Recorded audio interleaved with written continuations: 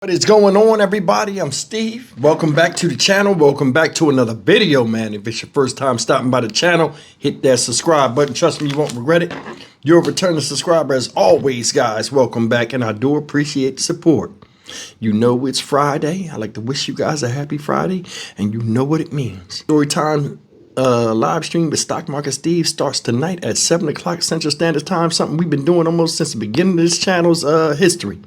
And it's the time we come together, talk about, current events. We live, we love, and we laugh. And shout out to the mods and shout out to the channel members.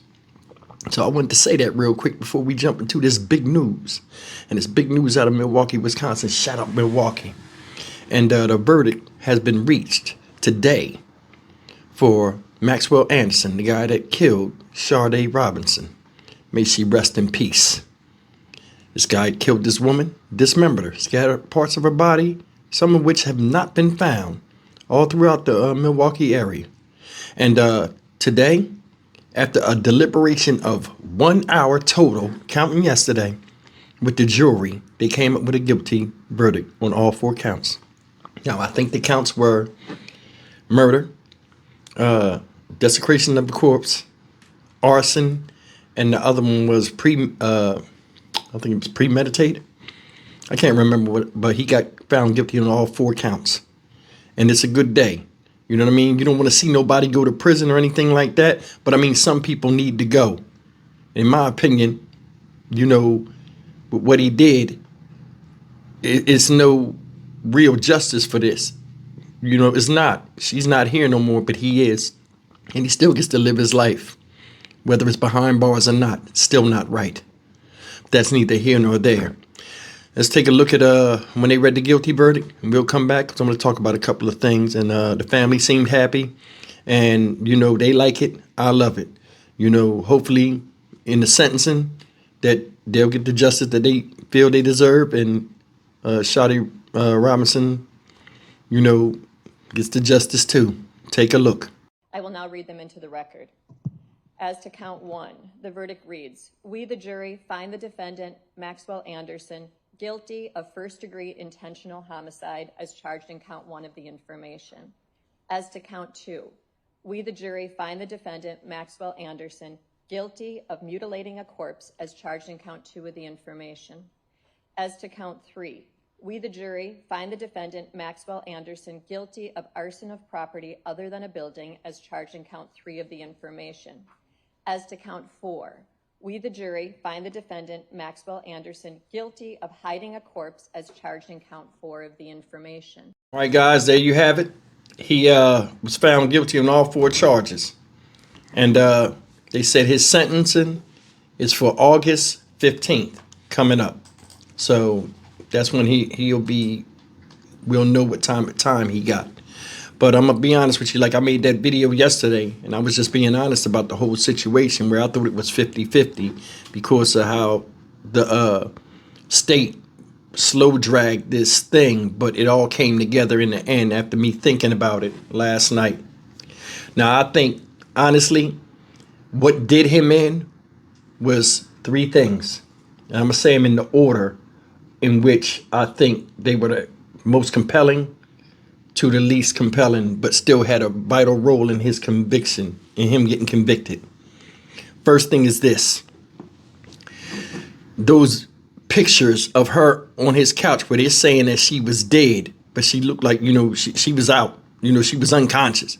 They saying she was dead. They think she was dead. Where he had her in, half naked pictures and touching her breasts and got her laid out all messed up with her pants down. That's sick stuff. And I'm going to tell you, that right there, I think was the big thing that puts her in his house, which everybody knows. And, they were saying, oh, we don't know if he was driving the car. We don't know this, we don't know that. And it was inferring a little bit of doubt.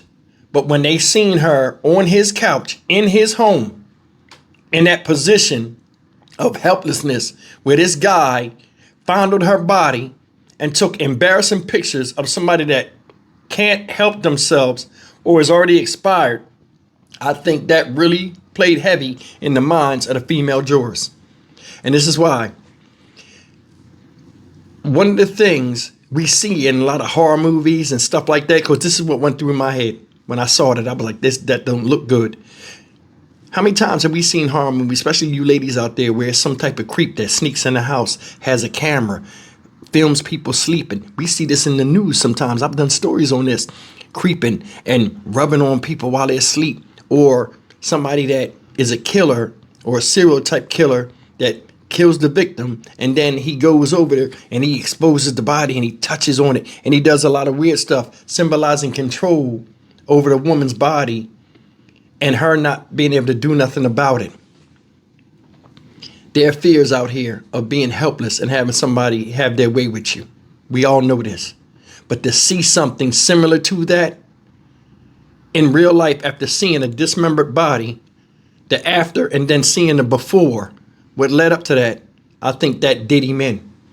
Other thing I think did him in was the fact of the girl, ex-girlfriend, saying, oh, he had a hidden beach that he didn't want nobody to know about, and he took me there and we used to hang out there, and all of a sudden, the first body part found where the car was driven, where she was supposedly dismembered, was that secret beach that he coveted so much.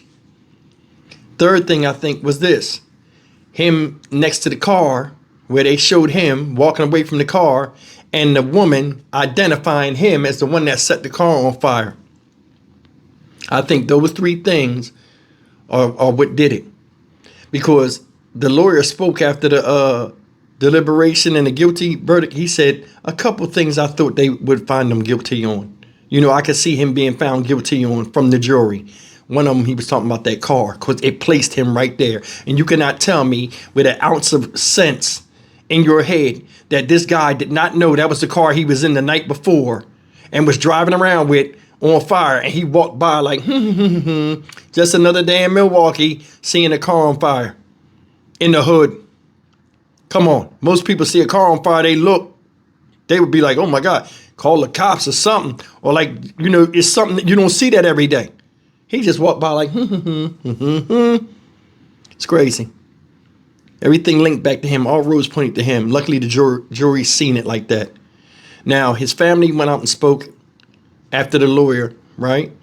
And a lot of you guys watching it live had seen it. The family came out and spoke. The family attorney said something where she said, you know, it was pictures that was put up of her that somebody in the media put out. And I honestly believe, and she was saying, you know, take them pictures down before we threaten you with legal action. I honestly believe the pictures she was talking about, because this morning I was watching one of these news places. I can't remember what it was, but it showed her body almost not blurred out. Some of the pictures of her when she was on the couch, she wasn't blurred out. And I was like, man, that's crazy. They showed that like that. So I think, honestly, that's what she's talking about. But I mean, come on, man. Come on. This guy's going away. I would sentence him to death. If it was up to me, trials like this where people get caught, soon as they say they're guilty and you end the proceedings, I'd have a bunch of bailiffs come and grab them, take them right outside and eviscerate them right then and there. And the family can choose to watch or not. I'm telling you, we need extreme punishments for extreme crimes. And this is extreme and sick as it gets. He sat up there with the same stupid ass look on his face as they read all those guilty counts. Why? Because he knew. And the thing that's messed up is, regardless of how these people feel, you know, they came out of the courthouse, they were relieved and elated. When all of this dies down, the gloom and doom comes back. The depression comes back. The feelings of sadness comes back. Their child is gone. Family. Their sibling is gone. They can't tell her, hey, we got him. And he's going away for a long time for what he did to you. They can't. Part of this woman's body's not been found yet. And people still continue to look for it. In my honest opinion, I think he hid those pieces and he was going to go back and look at them. The reason why I say that is for two reasons. First reason is he took pictures of her and he put them on his phone as mementos. A lot of people that do sick, sadistic stuff like this usually do things like where they want to keep souvenirs, or they do something, whether it's a picture or something else. This guy, when he had her supposedly dismembering her in the car, he took a sharp object and stabbed her body up. I guess to know what that felt like on a horror movie, to see somebody do that. It's crazy. It's crazy. Either way, man, August 15th, his sentencing is. Hopefully I can make it to the sentence. I would love to go and see his sentencing. But, you know, the family likes it. Therefore, I love it. You know, I'm Stock Market Steve for the Dynamic Reason channel. As always, like, comment, share, and subscribe. Once again, Maxwell Anderson has been found guilty for the murder and all 4 counts: arson, desecration of a corpse, in the Sade Robinson murder case. See you in the next video. Take care. Trial just wrapped up. Maxwell Anderson guilty on all counts. Can you just talk to me about what's going on in your head right now? Quite a bit. I just saw Max in the jail. Obviously, he's hanging in there. It was a tough case. It's been a long 2 weeks. I mean, there's been a lot of side issues that came up. There were innumerable things that developed during the trial and problems that came up outside of court. So I'm looking forward to getting my mind off of it for a little bit. So you said you recently spoke with Max. What exactly did he say to you? He's wanted to know about the sentencing process and what that looks like, and I explained it to him. Okay, and you said there were a lot of problems that occurred outside of the courtroom. Can you just talk to me about that? Well, sure. I mean, there were threats that were made against me over and over and over, and for the job that I was doing, and you know, we worked hard to give our client a good defense and did everything we could. And can you just talk to us about you taking on that job of being Maxwell Anderson's defense attorney? Sure. Every time I represent someone, it's because a family reaches out to me and they ask me whether I would be available to represent their loved one. I meet with families, I discuss the case with them, and I take on every case with the same vigor and effort that I can do for everybody, regardless of what the circumstances are. In our system, everybody deserves a defense. Everyone's entitled to a defense, and I work hard to make sure a person gets that. And when it came to this particular defense, do you feel like you put your best foot forward when representing Maxwell Anderson? Yes, we did everything in our power to cross-examine every witness the state had and show where we thought the holes were in the state's case. Obviously, Max made a decision not to testify, and so we respect that decision because it's his to make, not ours. Do you think that decision not to testify in the long run hurt him? I don't know that it would have moved the needle one way or the other, to be honest with you. I think there's a lot of problems that develop when a person takes a stand. There's a lot of unknown variables. They get cross-examined. And so I understood why he made that decision. And you know, hindsight's always 20/20, right? You look back on things and say, could have done this, should have done that. That's human nature. But at the time, certainly that seemed like the right decision, and still does seem like the right decision in my mind, given what could have happened on the stand. Is there any point in this case where you felt like it was lagging, or you felt like I could have done better? No. I mean, I felt like every witness, we had a game plan on how to address them and where to attack their testimony. I mean, quite honestly, the evidence was I mean, everybody heard the evidence, right? He sat here for 2 weeks. So that's the state's case. Obviously, the jury didn't find there to be big problems with it. And you don't choose your facts. You get the facts you get the evidence you get, and then you try to work with that. So you can't change that. But one big question I did have for you, do you believe Maxwell Anderson is guilty?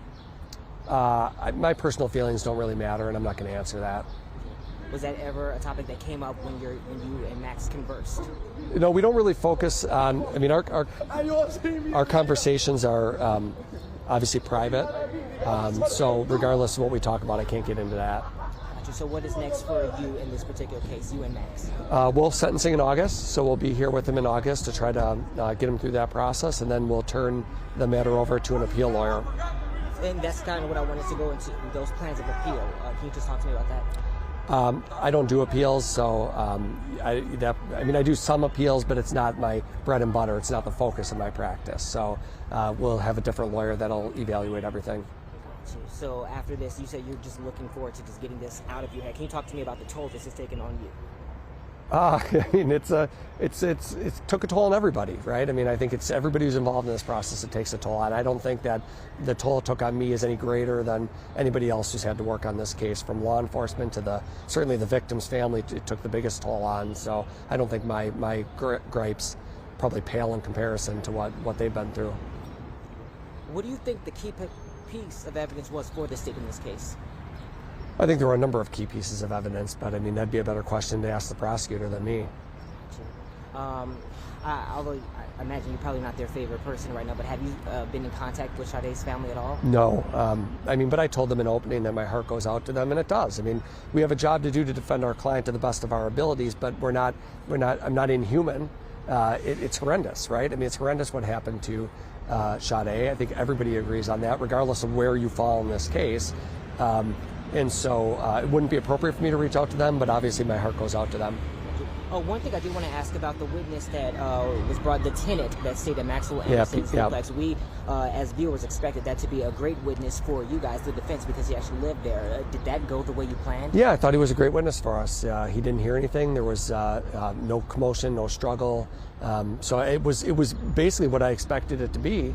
The jury didn't find that to be particularly persuasive or impactful, though. What do you think your strongest point was in this case? I don't know. I mean, you have to look at each individual witness and identify flaws with what they did. I mean, I thought there was a lack of DNA. I thought there was a huge point, a lack of being able to say how she died. You know, what were the circumstances? How was it intentional? What did Max, if it was intentional, what was the means by which he did it? How did he do it? Where did he do it? And to me, there's just those unanswered questions. Obviously, the jury didn't see it that way, and maybe that's too much. Maybe that's too much putting my lawyer hat on and just saying, you know, you're supposed to look at it as the letter of the law, but you are.